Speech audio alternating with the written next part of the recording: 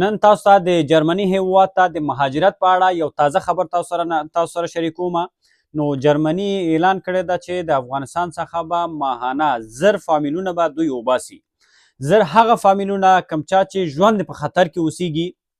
نو په دې کې مدني فعالان شامل دي، نو پخوانی حکومت کارکونکي په دې کې شامل دي، نظامیان وي که ملکیان وي که هر بخش کې دوی کار کړي وي. نو ژورنالیستان پکې شامل دي، چا چې سپورټ په برخه کې چا کار کړي وي دا خلک پکې شامل دي، او چا چې حقوق بشر په بخش کې چا کار کړي وي دا خلک شامل دي. یعنی خصوصا اوورآل هر هغه چا چې ژوند په خطر کې اوسیږي په دننه په افغانستان کې. نو دوی په خپل ویب سایټ کې دا هم ذکر کړی دا چې یعنی کم چې دغه اوسنی نظام ده، نو کوم څوک چې د اوسنی نظام څخه یعنی هغوی ته د اوسنی نظام د طرفه کم خطر مواجه وي، نو هغه په خپل هیواد کې د دې خطر محسوس کوي چې یعنی فرض مثال ما انټرنیشنل کوم انجو سره یا او همدارنګه چا چې کوم انجوګانو سره چا کار کړی وي، مختلفو مؤسساتو سره چا کار کړی وي، نو جرمني به په همدغه پروسې لاندې کوم چې جرمن فدرال انیمیشن پروګرام، نو دغه پروسه دوی اعلان کړې ده. نو همدغه پروسې لاندې به تاسو به چی کوي، نو جرمني ته به وباسي. نو د دوی د دې پروسه څنګه ده، څه ډول تاسو کولی شئ چې دغه خپل ډاکومنټس تاسو دوی ته ورسوئ ترڅو ستاسو دغه به همدغه پروسس لاندې شامل شي. نو دوی به میاشتنی 1000 فامیلونه به وباسي، او کوم چا چې ژوند په خطر کې اوسیږي نو تاسو به مکمل هغه ډاکومنټ به تاسو جمع کوئ، کوم چیرته چې تاسو کار کړی ده، چې څومره تاسو فعالیت کړی ده، نو مکمل دغه اسنادونه چې تاسو جمع کړه بیا هغې نه وروسته یو ارګنایزیشن د طرفه به بیا دغه اسنادونه دوی ته جمع کیږي. دا چې څه ډول باید تاسو اپلای وکړئ، دغه اسنادونه څنګه تاسو جمع کوئ، او دغه ارګنایزیشنز په واسطه تاسو خپل اسناد دوی ته څنګه ورسوئ.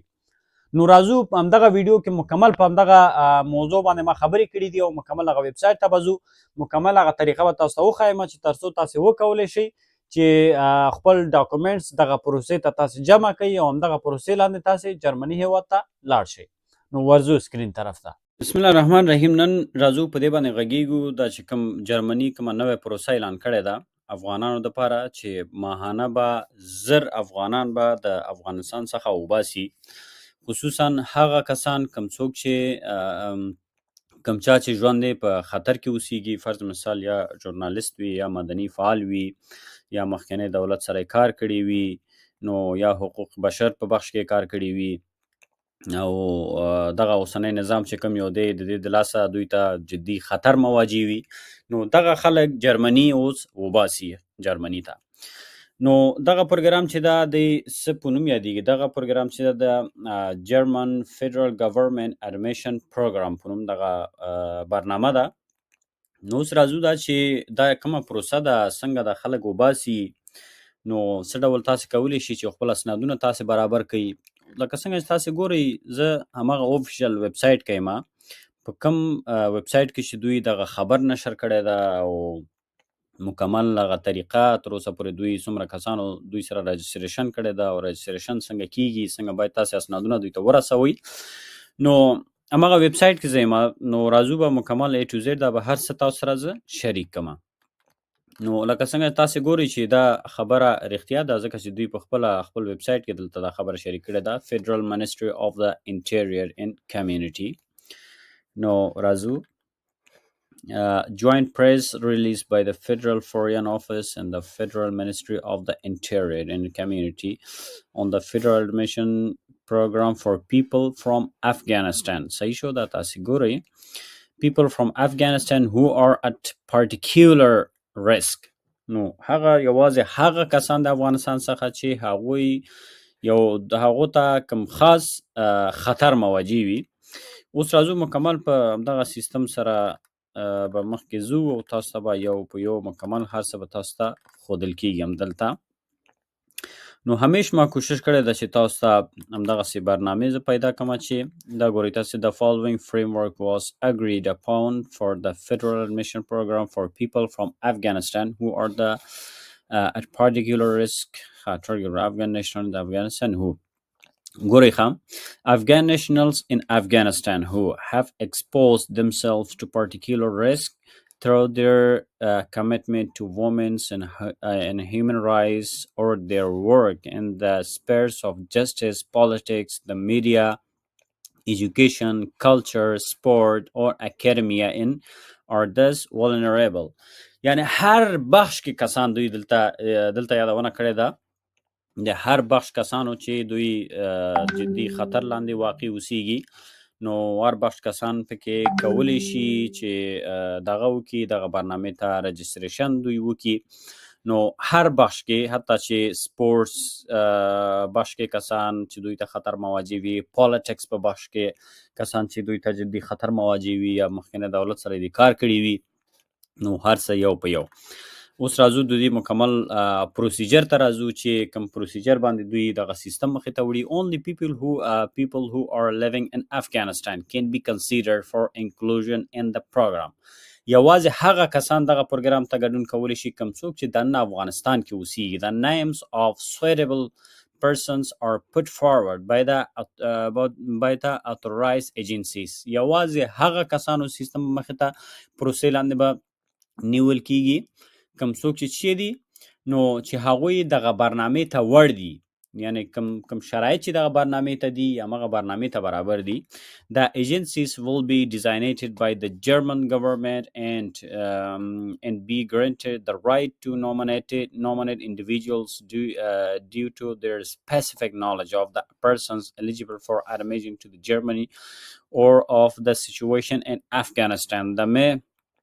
They may include civil society organizations. The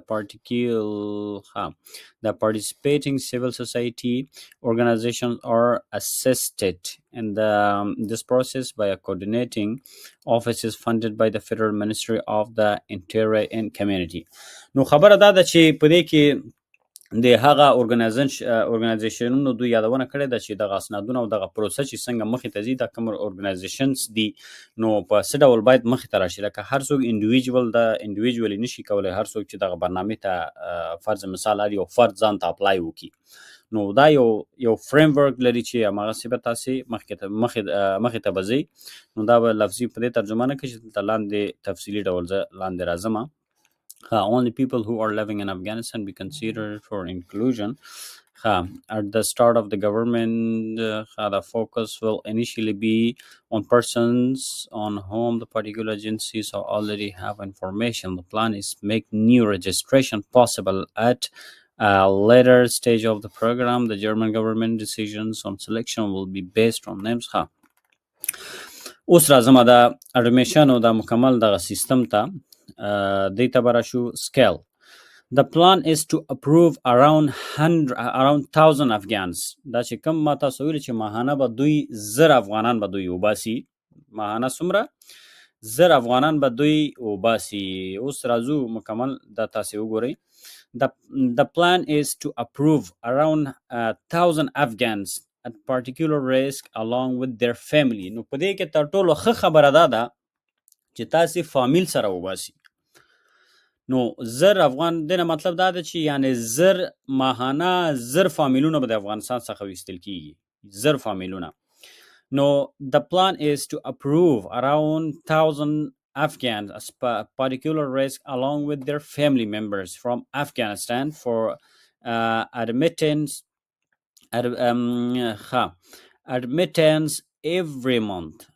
This is in line with the number of approvals granted during the last few months to Afghans who are at particular risk, admission and entries to date. So far, the German government has granted approvals for admission to around 38,100 Afghans during the last few months. د تیرو سو میاشتو راهیسې تقریبا 8,000 افغان فیملیانې دوی ویستي دي. نو around 1,000 persons per month یعنی په هر میاشت کې 1000 کسان دوی ویستي دي خپل فامیلونو سره. On average were granted approval for admission. The persons approved for admission included approximately 25,500 for former local employees and around another 13,600 vulnerable Afghans, including eligible family member of these more. more than two-thirds, around 26,000 individuals have already entered Germany. نو تقریبا شپږ ویشت زره افغانان already جرمني ته هم رسیدلی دي. اوس په دې کې تر ټولو هغه مهمه خبرې ته راځم چې دا تاسې د یو ارګنایزیشن په واسطه کولی شئ چې تاسې اپلای وکړئ. نو هغه کوم ارګنایزیشن دی او څه ډول باید تاسې اپلای وکړئ. لکه څنګه چې تاسې دلته اوس زه راځم د دې مهم بخش ته.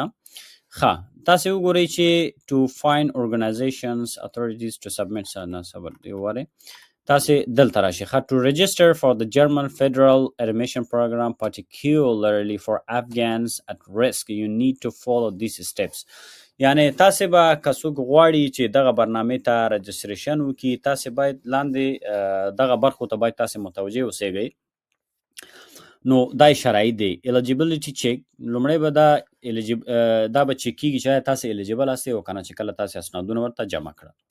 referral، نو you must be referred by organized organization or entity that is authorized to submit applications. نو ستاسو اپلیکیشن به د یو authorized organization په واسطه به دوی ته وړاندې کیږي.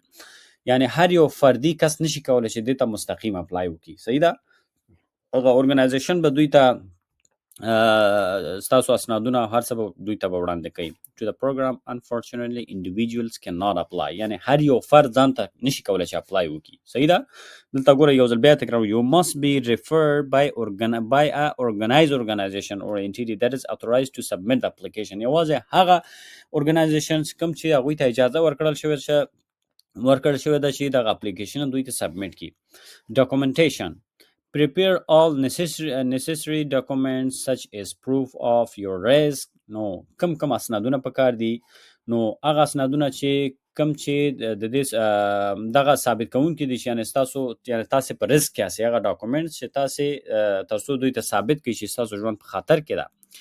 risk status identification document، نو ستاسو ټول هغه identification documents and any other required paperwork، او همدارنګه کوم چې نور اسنادونه چې تاسو را نور شوي نو هغه به هم تاسې دوی ته وړاندې کوي. submission، the referring organization will submit your application on your behalf. نو د کوم ارګنایزیشنز ته چې دوی ته اجازه ورکړې ده چې د اپلیکیشن دغه کې دوی ته ورسوي، نو هغه ارګنایزیشن به ستاسو اپلیکیشن به دوی ته وړاندې کوي نو ستاسو پر ځای to the relevant German authorities. process. Once submitted, your application will be reviewed and if approved, you will be contacted with further instruction on how to proceed with your relocation to Germany.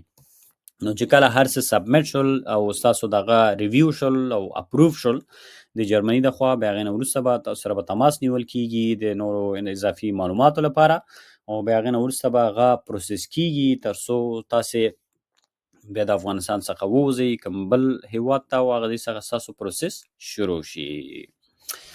نو راځم دلته چې تاسو وګورئ دې ذکر کېږي to find organization authorized to submit application for the German federal admission program. You can follow these steps. نو تاسو دغه ارګنایزیشن څنګه پیدا کوئ؟ نو تاسو ګورئ check official sources. Visit the official website of the German Federal Ministry of the Interior and Community. نو تاسو به دغه Ministry of the Interior and Community دغه ویبسایټ ته به تاسو لاړ شئ. They often provide a list of organized organization involved in the program. نو هغوی به تاسو ته دغه هغه ارګنایزیشنز چې کوم ارګنایزیشنز په واسطه تاسو کولی شئ چې دغه ډاکومنټس تاسو هغوی ته ورسوئ. نو دغه همدغه رسمي ویبسایټ کې به نو هلته دغه ارګنایزیشنز موجود دي او تاسو کولی شئ همدغه ارګنایزیشنز په واسطه خپل اسنادونه دوی ته ورسوئ. contact local NGOs، نو تاسو کولی شئ چې ګوره reach out to a local non-governmental organizations NGO that work with refugees and human rights. نو دغه ارګنایزیشنز هم تاسو کولی شئ چې کوم نږدې تاسو وي دلته هم ورشئ. نو consult international organizations like the United Nations High Commissioner for Refugee UNHCR or the International Organization for Migration IOM may have information particular with the German programs. نو کوم دغه یونیسیار سره هم تاسو کولی شئ چې دغه برنامه دغه خپل ډاکومنټ تاسو یونیسیار په طریقه هم دوی ته وړاندې کړئ. Or community networks, engage with the community groups or online forums where people share their experience and resources related to the program. They might have up-to-date information. خیر دا پرې دی. نو په دغه طریقه نو په بله ویډیو کې به تاسو ته دغه ټول ارګنایزیشنز به تاسو ته پیدا کړم او ارګنایزیشنز کې دا د اسنادونو د جمع کولو طریقه به تاسو ته زه وړاندې کړم.